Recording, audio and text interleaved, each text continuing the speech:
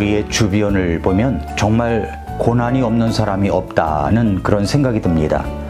욥기 말씀 5장 7절에 보니까 불티가 위로 날아가는 것 같이 사람은 고생하려고 태어나느니라 라고 하셨는데, 이 말이 정말 맞는 것 같습니다. 성경 속의 인물들을 보아도, 우리 주변에 있는 사람들을 보아도 고생하려고 태어난 사람처럼 그렇게 고통 속에서 그 고통을 견디고 살아가는 사람들이 있습니다. 이 고난은 성경 속의 위인들, 믿음의 사람들이라고 예외는 아닙니다. 우리가 너무나 좋아하는 요셉도, 그리고 이스라엘의 지도자 모세도 모두 엄청난 고난을 겪었던 분들입니다.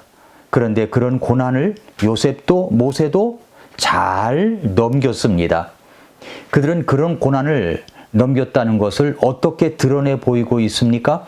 그것은 요셉과 모세가 아들들을 낳는데, 두 아들을 낳았는데 그 아들들의 이름을 지은 것을 보면은 다가온 고생과 고난을 잘 넘겼고 승리하였구나라는 것을 알 수가 있습니다. 먼저 요셉을 볼까요? 먼저 요셉이 이집트에서 총리가 되고 나서 결혼을 해가지고 두 아들을 낳았습니다. 그런데 두 아들의 이름이 아주 흥미롭습니다. 장자의 이름은 므낫세, 차자의 이름은 에브라임입니다. 므낫세는 잊어버렸다는 뜻이고, 에브라임은 번성하다, 열매를 맺는다 라는 뜻입니다. 첫째 아들을 낳자 이름을 므낫세라고 지었습니다. 뜻은 잊어버렸다는 뜻이라고 했습니다. 무엇을 잊어버렸다는 것입니까? 그동안의 모든 고난의 세월을, 원망스럽던 과거의 일들을 다 잊어버리겠다는 각오와 결심을 아들의 이름을 통해서 자신의 믿음을 드러내고 있는 것입니다.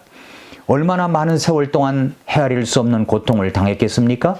평생 잊을 수 없는 고생들, 고통들, 그것을 믿음으로 잊어버리겠다고 하는 것입니다. 그것은 하나님 안에서만 가능할 수 있는 일들입니다. 예수 그리스도 안에서만 가능할 수 있는 일들입니다. 두 번째 아들을 낳자 이번엔 그 이름을 에브라임이라고 지었습니다. 뜻은 번성하다, 열매를 맺는다 라는 뜻이라고 했습니다. 이제 과거는 잊어버리고 하나님이 주시는 번성하는 모습들, 열매 맺는 세월을 향해서 걸어가겠노라 하는 요셉의 의지가 드러나고 있는 것입니다. 이제 하나님이 나로 나의 수고한 땅에서 창성하게 하셨다고 고백하고 있습니다. 우리가 믿음 가운데서 평안한 생활을 하려면 이 두 가지의 이름이 우리 속에 있어야 됩니다. 우리 속에. 누구나 고생하는 것은 다 있습니다. 누구나 고통받는 일은 다 다가옵니다. 파도가 다가오는 것처럼 그렇게 다가옵니다. 고난과 고통이 오면 나만 그렇게 혹독하게 당하는 것처럼 생각됩니다. 그러나 우리의 믿음의 선배들도 다 그런 고생과 고통이 있었습니다. 예수님 안에서 구원받은 하나님의 자녀라면 이제 예수님의 이름으로 그 고생스러웠던 일들, 나에게 상처를 주며 고통을 주었던 사람들 잊어버리는 겁니다. 그리고 앞으로 우리 예수님께서 나에게 주신 번성들, 풍성한 열매들을 잘 될 것이라는 그런 모든 기대들을 갖는 것입니다. 그렇게 될 때 우리는 보다 더 행복한 생활들, 평안한 생활을 할 수 있습니다.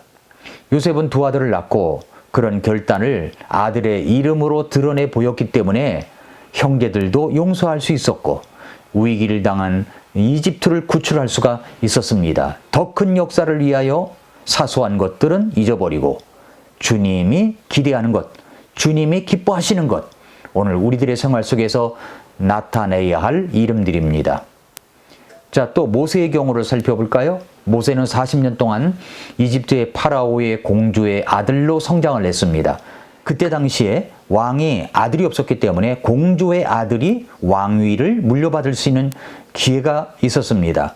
그러나 모세는 어떤 삶을 결단합니까? 히브리서 11장에 보면 모세의 결심을 이렇게 말씀하고 있습니다. 히브리서 11장 24절 25절에 보니까 믿음으로 모세는 나이가 들었을 때에 파라오의 딸의 아들이라 불리는 것을 거절하고 잠시 죄의 쾌락들을 즐기는 것보다 오히려 하나님의 백성과 함께 고난받는 것을 택했다라고 합니다. 모세의 삶의 결단은 정말 훌륭하지 않습니까? 그러나 육신적인 결단으로 그 뜻을 이룰 수는 없었습니다. 그는 졸지에 민족을 위해서 뭔가 해보자 했는데 살인자가 되어 미디안 광야로 도망을 가게 됩니다. 그곳에서 이드로의 딸과 결혼을 하여 아들을 낳았습니다. 첫째 아들 이름은 게로솜이었습니다. 출애굽기 2장 22절에 보니까 그녀가 그에게 아들을 낳음에 그가 그의 이름을 게로솜이라 하였으니 이는 그가 말하기를 내가 낯선 땅에서 나그네가 되었다 하였기 때문이더라. 자, 게로솜이라는 뜻은 내가 낯선 땅에서 나그네가 되었도다 라는 뜻입니다. 내가 어찌하여 여기서 나그네가 되었는고, 어찌하여 내가 이 미디안의 적막한 광야에서 살게 되었는고 라는 뜻을 담고 있습니다. 그는 나그네 된 자신의 모습을 보면서 한없는 인생의 고독과 적막감과 별 볼 일 없는 자신의 존재를 확인했을 것입니다. 무려 40년 동안 말입니다. 뭔가 이스라엘 백성을 위해서 뜻있는 일을 하려다가 살인을 하게 되었고 광야로 도망을 와서 기약 없는 시간을 보낸다고 여러분 생각해 보십시오. 기간도 할 수 없는 세월을 보내면서 결혼은 했지만 자신의 무가치함을 생각하지 않았을까요? 자신의 인생이 나그네라는 것을 깨닫게 된 것입니다. 오, 나는 약한 나그네요. 그래서 게로솜입니다. 게로솜. 우리도 그렇습니다. 우리 인생은 나그네입니다.